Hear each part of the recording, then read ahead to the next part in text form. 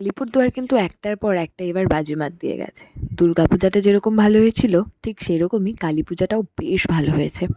Hi everyone, welcome back to my channel and welcome back to a new video. তো আমরা চলে গিয়েছিলাম হচ্ছে কালী পূজার দিন দ্য ডিয়ারামের কালী পুজো দেখতে, যেটা কিনা আগের বছরই স্টার্ট হয়েছিল, মানে 10 বছর পর আবার স্টার্ট হয়েছিল। তো এটা ছিল সেকেন্ড টাইম। তো এইবার করেছিল হচ্ছে রাম মন্দির, মানে অযোধ্যায় যে রাম মন্দিরটা রয়েছে সেই রাম মন্দিরের রেপ্লিকা বলতে পারো।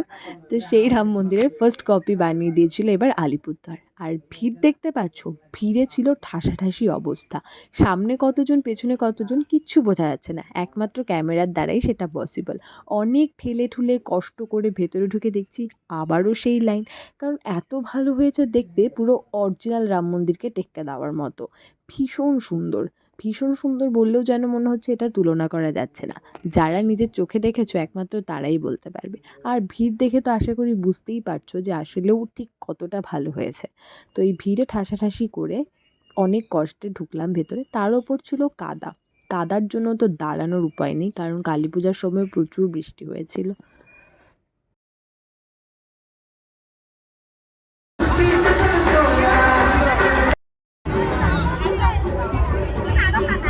প্রায় 1-2 ঘন্টা লাইন ধরে যখন ভিতরে ঢুকলাম তখন একটু নিঃশ্বাস ফেলার মতন অবস্থা। আর সত্যি একটু স্বস্তি বোধ হচ্ছিল যে না, এত ঠাসাঠাসি করে ভেতরে ঢোকাটা যেন সার্থক হয়েছে।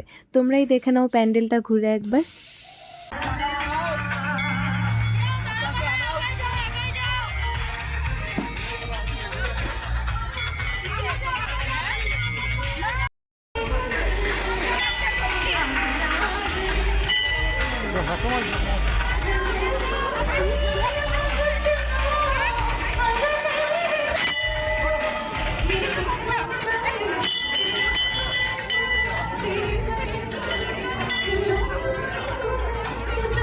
মানুষ চাইলে কি না করতে পারে, কি সুন্দর হাতের কাজ, তাই না?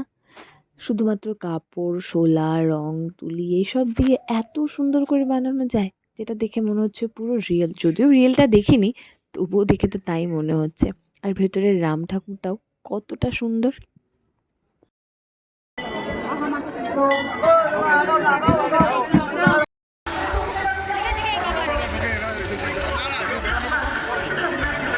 এইসব বড় বড় প্যান্ডেলের আবার বড় বড় ব্যাপার, ভেতরে ঢুকে যে 2 মিনিট দাঁড়াবো একটু শান্তি মতন দেখবো সেটার উপায় নেই, ধাক্কা দিয়ে দিয়ে বের করে দিচ্ছে। যাই হোক, বেরিয়ে গেলাম। আর তারপরে ওদিক হচ্ছিল প্রোগ্রাম। চলো একটু প্রোগ্রামে যাওয়া যাক।